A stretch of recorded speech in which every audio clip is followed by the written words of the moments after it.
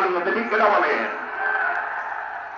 সুতরাং আমার অমুসলিম ভাই বোনদেরকে বলি, আপনারা সবচেয়ে বেশি নিরাপদ থাকবেন যদি পার্লামেন্টে আল্লাহর কোরআনকে বিজয় করে দিতে পারেন। তার কারণ কোরআন সকলের জন্য, আল্লাহ সকলের জন্য।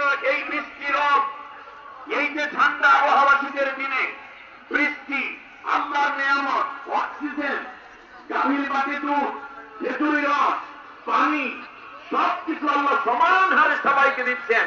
আর ওই আল্লাহর কথা হচ্ছে কোরআন। সবাই যদি মেনে চলি, দুনিয়ায় শান্তি, সবাই পরকালে চারটা দেওয়ার সুযোগ পেয়ে যাব।